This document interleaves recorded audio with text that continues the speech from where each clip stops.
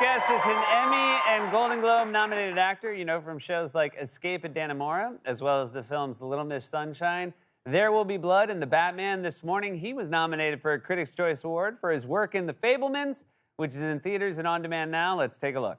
$100 for a hobby? It's not a hobby, Dad. If you spent half the time on algebra that you spend on these movies, I hate algebra. Why are you... It's completely pointless. Not if you want to make something, it's not pointless. Geez, Sammy, when I was a boy, I always used to think somebody figured out how to make this. Yeah. This car, that rear view mirror, that directional signal. I want to make movies, though. Please welcome back to the show our friend Paul Dano, everybody.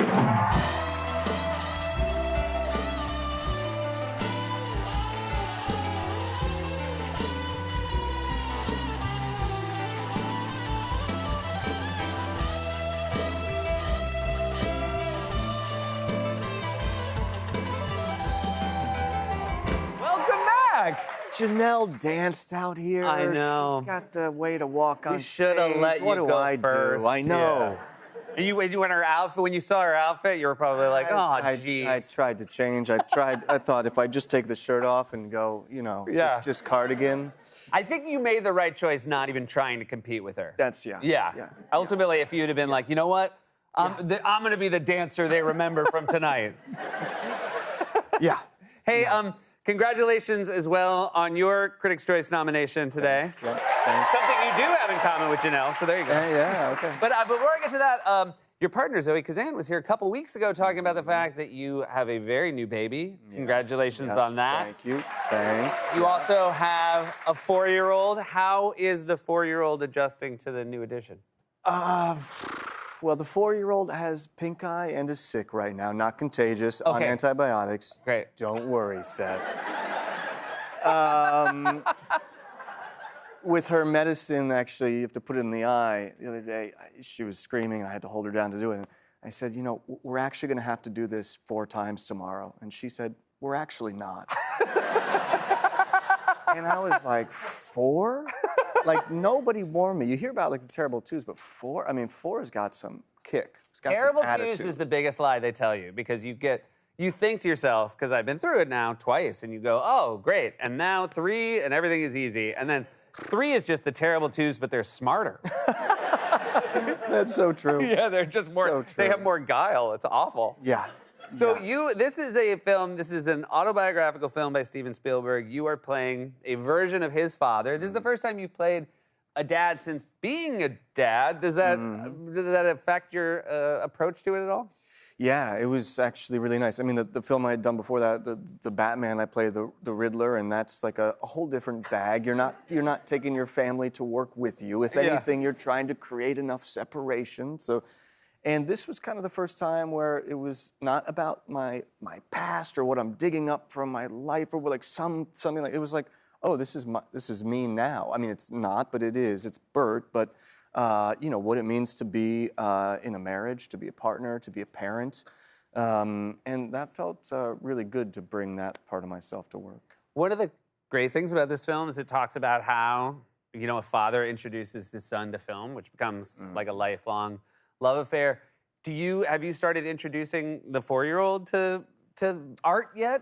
Well, we do on the weekends. We watch movies. We make popcorn and we'll watch a movie. So she gets like a little more screen time on the weekend. Yeah. You know, so we'll do a movie. We haven't gone to the theater yet. I don't know if that's because she's like a pandemic kid. She was 1.5 when the pandemic hit, and I mean, I can't wait to do that. Her mind will be blown. I mean, anticipation is not her thing. Like, so you know, it's like it still needs to be a pretty benign, you know, film. Yeah. Do you put a lot of, like, do you and Zoe, do you stress about picking the movie? Because that's where we are. Because we don't have a lot of screen time, so when we show them a movie, we want to make sure it doesn't stink. We stress, but there's so many choices on these things, you know, Yeah. and then that's hard in itself. And then I get sucked into it and you're scrolling forever.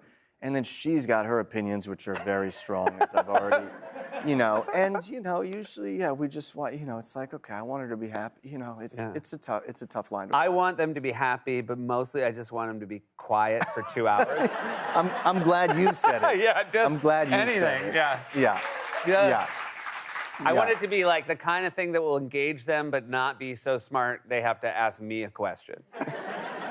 Did you? I mean, it also must be crazy to be working with Spielberg because I'm assuming it's similar for both of us, which is those are the movies I feel like I grew up on.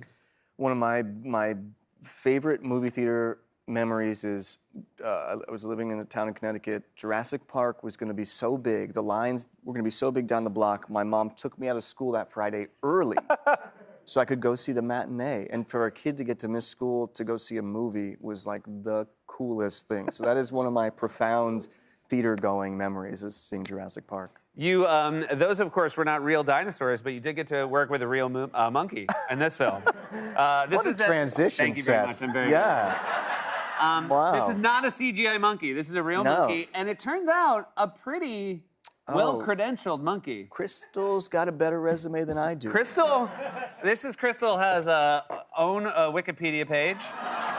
This, by the way, IMDb page as well. Can I read you something that I found very.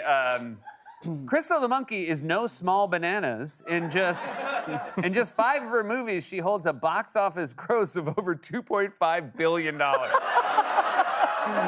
Like that is, I love that she has a Hollywood publicist who's like adding up the movies and being like, it's over $2.5 billion. How is Crystal? Incredible. Attitude, diva. Crystal was good. Crystal's trailer was bigger than mine. Yeah, of But course. aside from that, Crystal was good. You know, the monkeys can be very well trained. You just can't train them to go to the bathroom. Yep. So they wear a diaper when they're not on camera. Right. But when they're on camera, they're wearing no diapers. So you're just sort of on. You're just sort of crossing your fingers. You're on Right. watch. Yeah. Yeah, but you're also on Steven's set, so you're going to act like you are just going to do your job and buck up and you know. Right, that's true. For the thing that Steven has put his actors through over the years, you can't be like squeamish about a little monkey. Yeah, that's right. That's right. Yeah. You did play the Riddler, as you mentioned, and we talked about the fact that it was a really cool thing to take on because you were a comic book fan.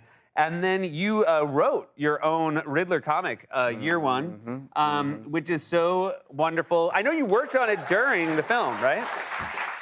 Yeah, so it started, I do a lot, like a backstory work kind of to get to page 1 of the script, and I like to try to bring the life that's been lived with me, right, and all that. And so I thought, oh, it could be a comic, and luckily the director, Matt Reeves, also said, that should be a comic. And I said, yeah, you know, that's secretly what I was thinking. I've been lucky enough to do this once as well. I think the most exciting thing is when you actually get the art back, right? I mean, I'm not saying it's easy to write a comic, but obviously we both know the artist is working so much harder than we are. And it is so, Steven did such an incredible job. Yeah, this guy, Stevan Subic, he's a Serbian guy. He's not done the comic here in the U.S. He's fantastic. It's been so fun. When I get an email with a new page, you know, I just light up, you know, seeing what he's done. It's so fun. And yet still can't share it with your kids. Too adult for your kids. That's true. Not a bedtime story, that one. Yeah. It's pretty funny that you're like, Daddy writes comics. Can we see them? No. Yeah. Yeah. Yeah. Yeah. You can call up my friend Crystal the monkey. You can talk to her. Congratulations on the film. Thanks. Congratulations on the comic, and especially on your growing family. Thanks so much for being here. Thanks. Always such a Appreciate it. pleasure. Yeah. Paul Dano, everybody. The Fabelmans is in theaters and on demand now. We'll be right back with more Late Night.